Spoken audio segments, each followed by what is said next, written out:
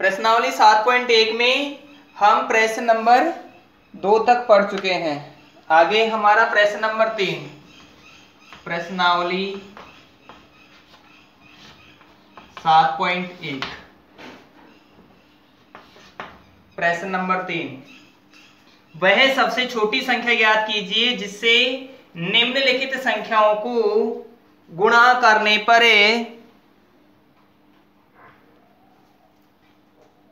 सबसे छोटी संख्या ज्ञात कीजिए, निम्नलिखित संख्याओं को भाग देने पर भागफल एक पूर्ण घन संख्या प्राप्त हो जाए। पहला है तीसरे का 81। अभाज्य गुणनखंड विधि से हमें इनके घनमूल ज्ञात करेंगे और घनमूल में जिस युग्म का जिन संख्याओं का पूर्ण युग्म नहीं बन रहा होगा हम उसी से इसको भाग करेंगे। यदि हमें गुणा के लिए कहा जाए तो हम उसी के साथ गुणा करेंगे। भाग देने के लिए कहा जाए तो उसी के साथ भाग देंगे, गुणा के लिए कहा जाएगा तो हम उसी के साथ गुणा करेंगे। जैसा 81 के साथ करते हैं। इकाई अंक 1 है, एक विषम संख्या है, अतः 2 का भाग जाना संभव नहीं है। 3 की भाजकता वाला नियम 1 और 8 9, 9 में 3 का भाग जाता है, अतः जरूर इसमें 3 का भाग जाएगा। 27 बार 3 का भाग जाता है, फिर से 3 का भाग 9 बार, 9 में 3 का भाग 3 बार और 3 में 3 का भाग 1 बार। यदि इसका हमें गुणनखंडों को सापेक्षता के में करें तो 3 गुणा 3 बराबर 81 प्राप्त होता है। अब इसका तो युग्म बन गया, लेकिन इस 3 का कोई युग्म नहीं बन रहा है, अकेला है, अतः इसमें अभी भाग दिया जाए। यदि इसमें 3 का भाग दिया जाए तो 3 का भाग देने पर ये 3 यहाँ से हट जाएगा और ऐसी स्थिति में केवल 3 गुणा 3 बचेगा। तो हम लिखें दी गई संख्या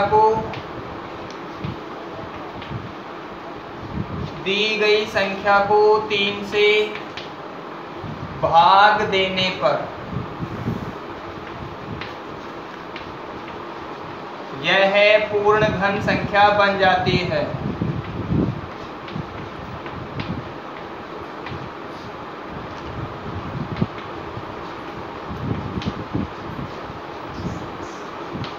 जिसका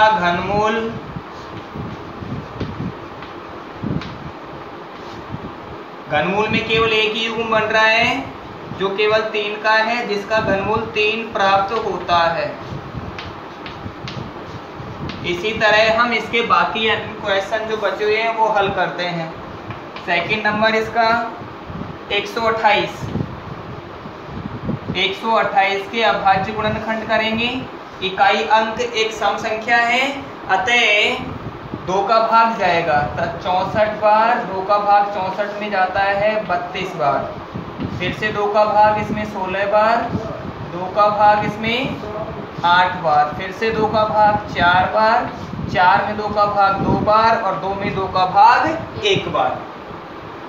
ठीक उसी तरह से 2 गुणा 2 गुणा 2 गुणा 2 गुणा 2 1 2 3 4 5 6 7 बार 2 है, हम लिख चुके हैं 6 बार, 1 बार और अर्थात 7 बार, और ये हो गए 128। इन तीनों का ये एक युग्म क्रिएट होगा, अगले तीनों का एक युग्म क्रिएट होगा, लेकिन बचा हुआ 2 अकेला है, इसका कोई युग्म नहीं बन रहा है। अतः जिस संख्या का या जिस अंक का युग्म नहीं बन रहा है हमें उसी से भाग करना होगा। दी गई संख्या को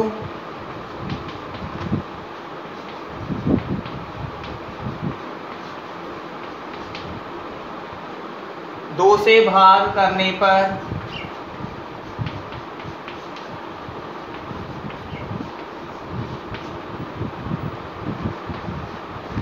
यह पूर्ण घन बन जाती है।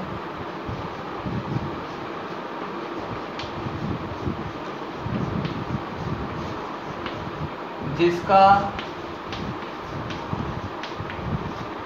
घनमूल 2 के 2 युग्म बन रहे हैं तो 2 गुणा 2 बराबर 4 प्राप्त होता है।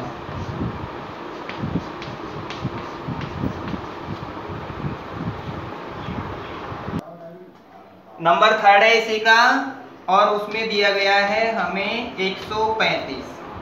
135 के अभाज्य गुणनखंड करते हैं। इकाई अंक एक विषम संख्या है, अतः 5 का पहले 2 का तो भाग जाएगा ही नहीं, 3 की भाज्यता की जांच करते हैं। 5 और 3 8 और 1 9, 9 में 3 का भाग जाता है, अतः 135 में भी 3 का भाग आपकी आवाज नहीं आ रही है, जो कि 45 बार भाग जाएगा। 45 में 3 का भाग जाएगा 15 बार, 15 में 3 का भाग 5 बार, और 5 में 5 का भाग जाता है 1 बार। अब इसके 3 गुणा 3 गुणा 3 गुणा 5 बराबर 135। इनका तो युग्म बन रहा है, लेकिन इस 5 का कोई युग्म नहीं बन रहा है। अतः जिसका युग्म नहीं बन रहा हो हमें उसी का भाग देंगे। तो लिखे हम दी गई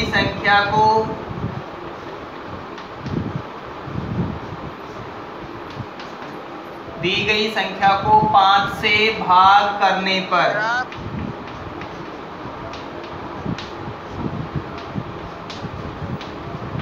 यह पूर्ण घन बन जाती है,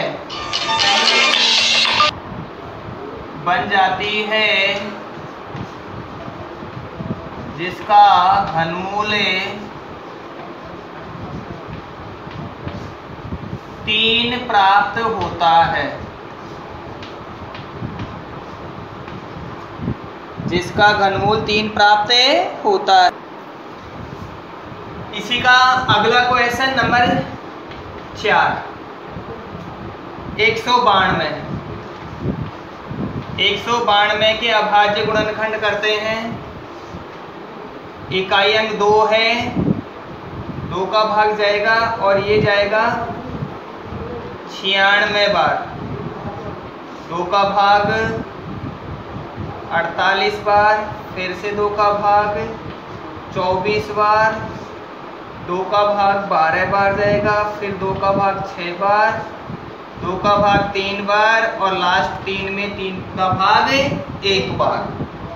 2 गुणा 2 गुणा 2 गुणा 2 गुणा 2, 2 हमारे पास 6 बार काम में आया है, और अंत में आया है 3 बराबर 192। इन तीनों का एक युग्म बन जाएगा। अगले इन तीनों का एक युग्म बन जाएगा, केवल ये 3 रहेगा जिसका कोई युग्म नहीं बनेगा। अतः हम लिखें दी गई संख्या को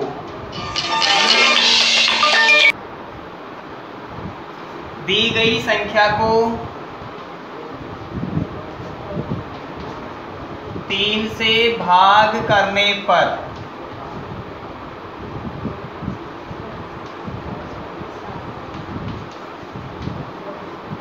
यह पूर्ण घन संख्या बन जाती है।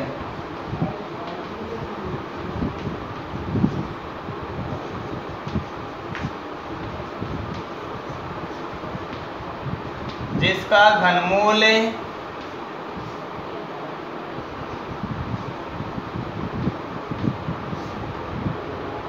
2 2 दूनी के 4, 2 गुणा 2 बराबर 4 प्राप्त होता है।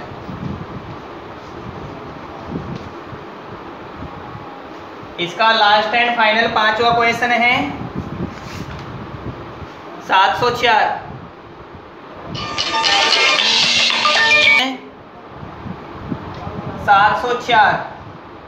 704 का हमें अभाज्य गुणनखंड करना है। इकाई अंक एक सम अंक है, अतः 2 का भाग जाएगा।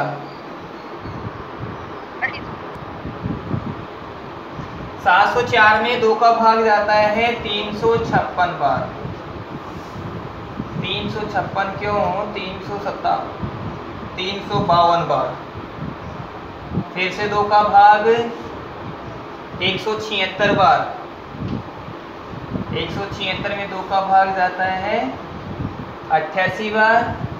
88 में 2 का भाग 44 बार। 44 में 2 का भाग 22 बार। 22 में 2 का भाग 11 बार और 11 में 11 का भाग 1 बार। अब इस दी गई संख्या के साथ भी हमें वही समस्या प्राप्त हो रही है कि कुछ युग्म तो स्पष्ट हो गए, बाकी केवल एक युग्म नहीं बन रहा है। 2 गुणा 2 गुणा 2 गुणा 2 गुणा 2 गुणा 2 गुणा 11। 11 दूनी 22, दूनी 44, दूनी 188, 44 दूना 88, 88 गुणा 2 176, 176 को 2 से गुणा करने पर 352 और 352 को 2 से गुणा करने पर 704 प्राप्त होता है, बराबर 704। अब यहाँ इन तीनों का एक युग्म स्थापित होगा, इन तीनों का एक युग्म स्थापित होगा, लेकिन ये 11वां जो अंक है, 11 वाली संख्या, इसका कोई युग्म संभव नहीं है। अतः हमें लिखना है कि दी गई संख्या को 11 से भाग करने पर यह पूर्ण घन संख्या बन जाती है।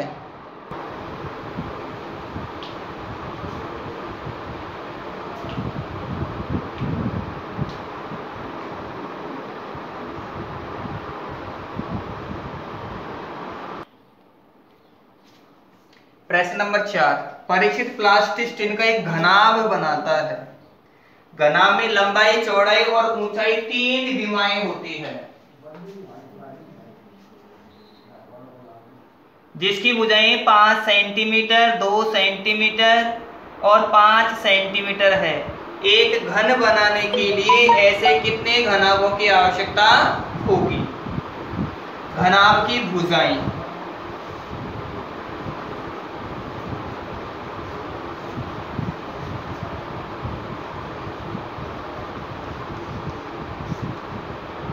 घनाभ की भुजाएं वो दी गई है 5 सेंटीमीटर, 2 सेंटीमीटर और 5 सेंटीमीटर।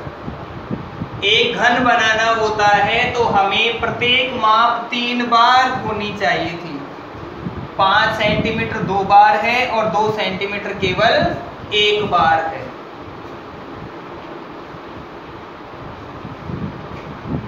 एक घन बनाने के लिए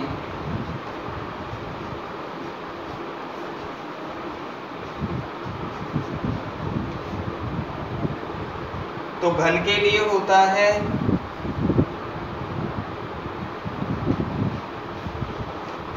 घन में तो हमारे पास में होना चाहिए 2 सेंटीमीटर गुणा 2 सेंटीमीटर गुणा 2 सेंटीमीटर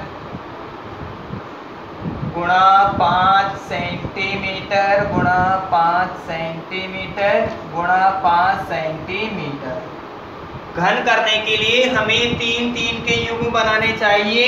इस तरह हम 3-3 युग्म बना पाएंगे, जबकि हमारे पास न तो 2 का युग्म बना हुआ है और न ही 5 का युग्म बना हुआ है। हम लिखें घनाभों की संख्या।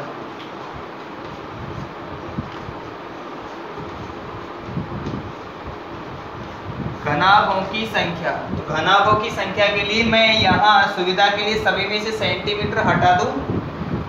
2 गुणा 2 गुणा 2 अर्थात 2 का पूर्ण युग्म बन गया। 5 गुणा 5 गुणा 5, 5 का भी पूर्ण युग्म बन गया। हमारे पास पहले से 5, 2 और 5 मौजूद थे, जिनका इसमें भाग दे सकते हैं। 5 गुणा 2 गुणा 5, एक 5 से एक 5 को काटा जा सकता है, दूसरे 5 से दूसरे 5 को काटा जा सकता है और इस 2 से एक 2 को काटा जा सकता है। हमारे पास में बचेगा 2 गुणा 2, 2 बचेगा 2 बार और 5 बचेगा 1 बार। 2 गुणा 5, 2 गुणा 2 गुणा 5, 2 बार 2 और 1 बार 5, तो इसे लिखा जाएगा 2 गुणा 2 4, 4 पंजे 20। अतः हम लिख सकते हैं, अतः घनाभों से एक घन बनाने के लिए, एक घन बनाने के लिए